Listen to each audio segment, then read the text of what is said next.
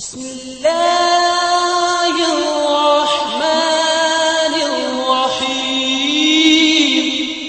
ایک جنازہ ہو گیا، اللہ کے رسول تشریف لے گئے، ابھی لحد تیار ہونے میں دیر تھی، حضور بیٹھ گئے اور آپ نے لمبا خطبہ دیا، کسی دن وہ بھی بیان کروں گا، پر آج میں یاد میں رجوع فرماتا ہوں۔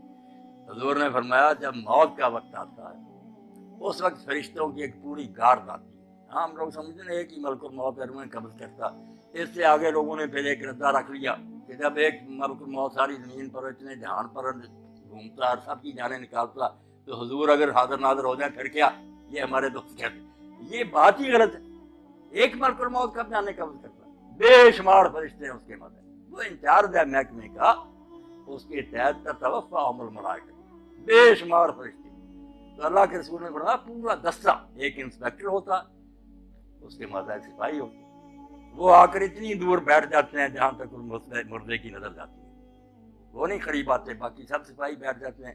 یہ انچارج آتا، اگر وہ نیک ہے اس کے پاس جنت کا خوشبو سے بسا ہوا رومال ہوتا، سنگاتا، اسے اللہ کا سلام کہتا اور کہتا چل اپنے رب کی طرف، تیرا رب تجھ سے خوش ہے، تو اس سے خوش ہے۔ خوشی خوشی اس کی روح روانہ ہو جاتی۔ برا جو ہے نا ڈراؤنی شکلیں جیسے ہتھکڑیاں ہوتی ہیں پولیس کے پاس، جو برا مردہ اس کے لیے جو فرشتے ہی آتے ہیں نا، اس سے اسے پتہ چل جاتا ہے کہ میرا انجام اب کیسا ہے۔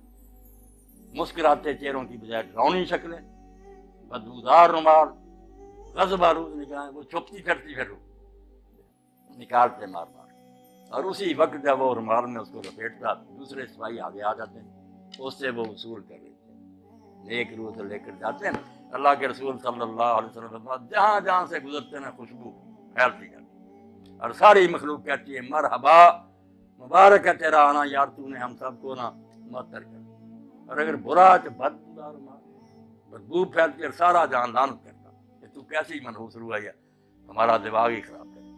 آسمانوں پر جاتے ہیں، پھر وہاں اجازت مانگتے ہیں کہ دروازہ کھولا جائے، کھولتے جاتے ہیں نیک کے لیے، 7 آسمان پر کے اللہ کی عدالت میں لے جاتے ہیں۔ حکم ہوتا ہے کہ اس کا سارا جو ہے نا اندراج وہ علیین میں کر دو، جو علیین سجین مشہور ہے کہ کوئی 2 جگہ جہاں روئے رہتی، غلط بات ہے۔ علیین سجین صرف آفس ہے، دفتر ہے، وہاں نیک لوگ جو ان کا اندراج ہو جاتا ہے کہ یہ شخص بہت ہو گیا، اس کی پوری کتاب جو زندگی کی وہ بھی جمع کرا دی جاتی ہے کہ یہ اس کا سارا ریکارڈ ہے۔ دوبارہ حکم ہوتا ہے کہ زمین میں سے میں نے اس کو پیدا کیا، وہیں لے جاؤ، زمین سے ہی دوبارہ اس کو پیدا، وہ روح واپس آ جاتی ہیں پھر اسی قبر پر۔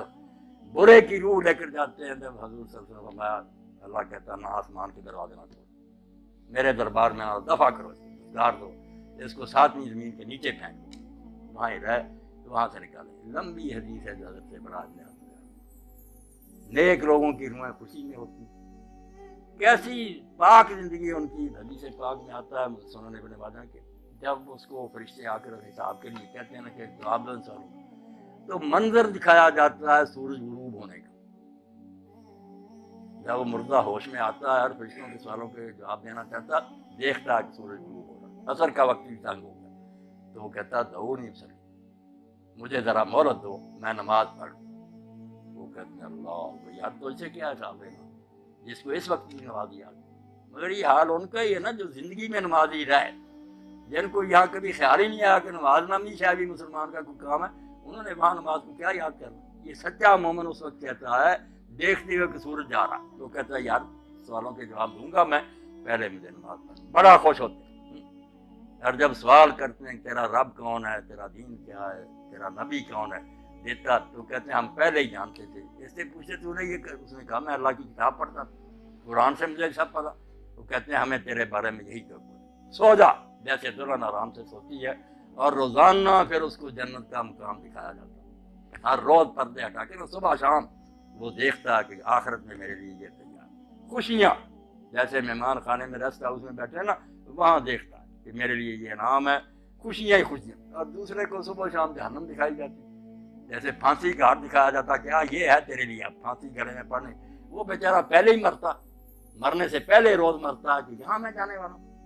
اللہ فرماتا ہے نار یوردون علیہا غدوہ، صبح و شام فرعون اور اس کی جماعت جہنم کے آگے سے گزارے جاتے، وہ دکھائی جاتی۔ اور یوم القیامت یردون الی اشد، جب قیامت کا دن ہوگا سچ مچ داخل ہو جائیں۔ یعنی مرنے سے پہلے ہی فرشتوں کی شکلوں اور رویوں سے پتہ چل جاتا کہ میرا اجر کیا ہے، اور بعد میں جو قبر میں جاتے ہی شروع ہو جاتا۔ یا ایک سوال جو ہم لوگوں کو پریشان کرتا ہے، جب یہاں ہی سوال جواب ہوتے ہیں، لوگوں کو ثواب عذاب ملنا شروع ہوتا ہے، قیامت میں پھر کیا ہوگا؟ جو کہتے ہیں صاحب صاحب قیامت کو ہونا ہے، ادھر آپ بیان کر رہے ہیں کہ سوال جواب ہوتے ہیں اور ثواب و عذاب ہوتا، یہ بھی آپ لوگ سمجھدار ہیں، سمجھنے کی بات ہے، ورنہ پریشانی ہوتی۔ آپ سارے لوگ واقف ہیں اس سے کہ ایک ہے حوالات کہ زیر تفتیش مجرمان رکھی ہو، ایک جوڈیشل جیل ہے کہ مقدمہ چلا، فیصلہ سنایا گیا، پھر جس وارڈ میں جانے کے وہ لائق ہے وہ سزا سنا دی گئی، اس کو بھیج دیا۔ جہنم ہے جوڈیشل جیل، پورا مقدمہ سماعت ہو کے کس قسم کا مجرم ہے کہاں بھیجا جائے، یہ قیامت کے دن ہوگا۔ اور یہ جو ہے یہ صرف سرسری بات پر، جیسے پاسپورٹ دیکھا، ویزا دیکھا، چلو ادھر اس کو بھیج، یہ صرف ایسے ہے کہ یہ مہمان خانے میں بیٹھے ہوئے ہیں، خوشیاں منا رہے ہیں کہ آخری دعوت ہمارے لیے یہ ہے، جنت دکھائی جاتی ہے، برے ڈر رہے ہیں۔ اب یہاں یہ بھی سوال پیدا ہوتا ہے کہ ساتھ ساتھ ہی کیوں نہیں معاملہ طے ہو جاتا؟ اللہ تعالیٰ کو صابر ابھی فیصلہ کر دے، اس کو جہنم بھیج دے، اس کو جنت۔ یہ کیوں ہے دو مرحلے کے؟ قبر میں صرف سرسری بات پرس ہے، آخرت میں پھر جہنم میں جنت ہے۔ یہ چیزیں آپ چونکہ پڑھے لکھے ہیں اور یہ چیزیں ضرور کی ہے کہ عقیدہ جو آخرت کا اس کو سمجھا جائے۔ بات اصل میں یہ، اور بڑی نازک بات ہے جو قرآن حدیث نے بتائی، توبہ توبہ ہم اس کی طرف دھیان نہیں کرتے کہ نیکی بدی وہ نہیں جو آپ نے مرنے تک کی، کھاتا آپ کا بند نہیں، آپ مر گئے کھاتا چل، یہ جب تک یہ کارخانہ سٹاپ نہیں نہ ہوتا، میزان نہیں لگ سکتی کہ میری نیکیاں کہاں کا اپنا اثر دکھایا، میری بری مثالوں نے کتنے لوگوں کو گمراہ کیا۔ یہ جب قیامت آئے گی نا، اس وقت ہوگا کہ ڈاکٹر صاحب نے کتنے لوگوں کو دین کی طرف رغبت دلائی، ان کی وجہ سے کتنے لوگ دیندار بنے، انہوں نے اپنی اولاد کو، یہ سارا حصہ قیامت کے دن نکلنا۔ اللہ کہتا ہے نکتب ما قدموا وآثارا، ہم وہ بھی لکھتے ہیں جو زندگی میں تم نے آگے بھیج دیا، اور وہ بھی لکھتے ہیں جو فٹ پرنٹس ہے، آپ کے قدموں کے نشان رہ گیا نا، اور لوگ اس پر چل رہے ہیں۔ اس لیے اللہ کے نبی علیہ السلام کی نیکیوں کا آپ اندازہ کریں۔ یہ جو ہم کہتے ہیں نا حضور کو یہ ثواب پہنچانا، یہ بہت بعد میں تنگ ذہن والوں نے نکالا۔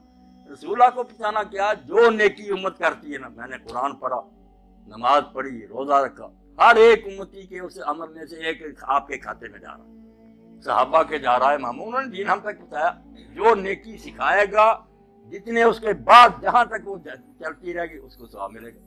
یہ ایسا بینک کا کھاتا ہے جو بند نہیں ہوتا۔ اور برائی بھی اگر آپ نے شروع کر دی کہ اچھا بڑا گاؤں تھا، آپ نے کوئی لڑکی اغوا کر دی، کوئی قتل کر دیا، دشمنیاں ہو گئی، آگے خون خرابے قیامت تک چل رہے ہیں، تو آپ کو حصہ نہیں ملنا۔ اگر ہٹلر نے جنگ عظیم لگا دی اور ساری مہنگائی ہوگی، دنیا مر گئی، تو اس کو سزا مل سکتی ہے دنیا میں؟ کون سی عدالت تھی؟ اس کے پاس کتنی زندگیاں تھی کہ اس کو بار بار ایک ایک کے بدلے مارا، لاکھوں تو انسان مرے۔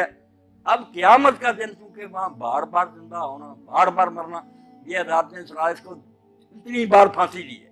یہ بیچارے کہتے ہیں قانون کے مطابق اس کو دینی تو چاہیے مگر دے نہیں سکتے، وہاں سچ مچ جیت جائے گی۔ تو یہ نیکی اور بدی کا جو لمبا چوڑا تصور ہے کہ نیکیاں بھی جہاں جہاں جا رہی ہیں، یہ بھی آپ کے کھاتے میں پڑی۔ اسی لیے اللہ کے رسول علیہ السلام فرماتے ہیں آدم کا پہلا بیٹا جس نے اپنے بھائی کو قتل کیا، اب جب قتل ہوتا ایک گناہ اس کے کھاتے میں اور قتل کا پڑتا جاتا کہ تو نے یہ سننا شروع کیا، اگر یہ بد رسم تو شروع نہ کرتا تو کیوں انسانوں میں قتل ہو۔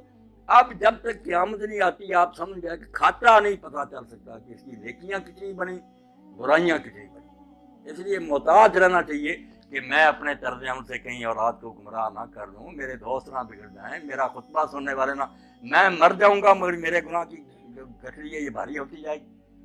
کوشش کروں کہ میں اچھی مثال قیام کروں تاکہ اس پر لوگ چلیں، تو میرے مرنے کے بعد بھی وہ ثواب مجھے پہنچ جائے۔ اس لیے اس کے سوا کوئی چارہ نہیں کہ جاتے وقت صرف سرسری کاغذات دیکھے جائیں، ان کو مہمان خانے میں ٹھہرا دیا جائے، ان کو حوالات میں بند کر دیا جائے، اور انتظار کرے آخری عدالت کا کہ جب آخری عدالت آئے گی پھر ہاتھ پاؤں بولیں گے، فرشتے گواہی دیں گے، زمین بولے گی، سارا تیرے نیکی بری کا کچا چٹھا آ جائے گا، جنت دوزخ کا فیصلہ ہو سکتا ہوگا۔ اور جنت دوزخ بھی کوئی ایک نہیں۔ اب جنت کا نبی علیہ السلام نے فرمایا کہ تم سمجھتے ہو بس جنت میں چلے ایک برابر ہے، وہاں 100 درجہ جنت۔ ہم دیکھتے ہیں نا کہ بینک بنے اتنی منزل، 100 منزل، اور منزل بھی اتنی دور۔ فرمایا یہ زمین ہے، جتنی دور آسمان ہے وہاں دوسری جنت، اتنی دوڑی پھر تیسری جنت 100 آسمان زمین جو ہے نا اتنے ہیں. اور سب سے آخری جو ہے وہ فردوس ہے، سب سے آخری، جس میں اللہ کے رسول نے فرمایا اس کی جو چھت ہے اور اللہ کے عرش سے نیچے سب سے اوپر اللہ کا تخت ہے، اس سے اوپر فردوس کی چھت ہے. اس فردوس کی چھت کا نام عربی زبان میں الوسیلہ ہے، اور وہ صرف ایک بندے کو الاٹ ہوگا ساری کائنات ہے. وہ کتنا خوش قسمت ہوگا، اور وہ کون ہے؟ خود محمد رسول اللہ صلی اللہ علیہ وسلم. فرمایا وہ ایک آدمی کو ملنا ہے، اور امید ہے کہ میں ہی ہوں، مگر میں دعویٰ نہیں کر سکتا. تم میرے لیے اذان کے بعد وہ مانگو. اس لیے ہم جو ہے صلی اللہ علیہ وسلم میرے لیے وہ مقام اور مرتبہ مانگو. ہم کہتے ہیں آتے محمد علیہ وسلم کہ اللہ جو تیرے قریب کا وہ مقام ہے وہ حضور کو. تو اس جنت میں بھی بہت مراتب ہے، اس لیے جتنی جتنی نیکیاں بنے گی، کوئی نیچے کی منزل میں رہ جائے گا، کوئی دوسری میں، کوئی 100ویں میں پہنچے گا. اور جہنم میں بھی اسی طرح بہت طبقے، ایک ہی نہیں کہ سارے ایسے ہی مجرم ایک ہی طرح اکٹھے کر لیں، نہیں. جیسے پھانسی والوں کی کوٹھیاں الگ ہیں، دوسروں کی آسانیاں، جہنم میں بھی کسی کے گناہ معمولی ہے تو اس کو ہلکا عذاب ہوگا. جیسے ابو طالب میں رسول اللہ کے چچا، تو نبی علیہ السلام سے جب پوچھا کہ اللہ کے رسول، حضرت کے پاس نہیں پوچھا، بھائی تھے ان کے ابو طالب، کہ آپ کے چچا نے آپ کی اتنی حمایت کی، دشمنوں کے مقابلے میں اس طرح وہ سینہ تان کر کھڑا رہا، حفاظت کرتا، آپ کی اس امداد سے اس کو کوئی نفع پہنچا؟ تو حضور نے فرمایا میری امداد اور حفاظت کی برکت ہے کہ جہنم میں سب سے ہلکا عذاب طالب کو ہوگا، ورنہ اگر نہ ہوتا تو درمیان جہنم کے ہوتا. اندھیرا ساتھ دینے کی برکت یہ ہے کہ پھر جوتیاں آگ کی ہوں گی، توبہ، اس سے بھی دماغ کھول رہا ہو. باقی جو پھر بہت بڑی جگہوں میں ہوں گے، اللہ پناہ. اللہ کہتا ہے اس وقت تم سر جھکائے پھر یہ منت سماجت کرو گے کہ اللہ دوبارہ بھیج، تو اللہ نہیں سنے گا. پھر اب وقت ہے کہ موت آنے سے پہلے پہلے توبہ کر لو، باز آ جاؤ، چھوڑ دو برائیاں، نیک ہو جاؤ.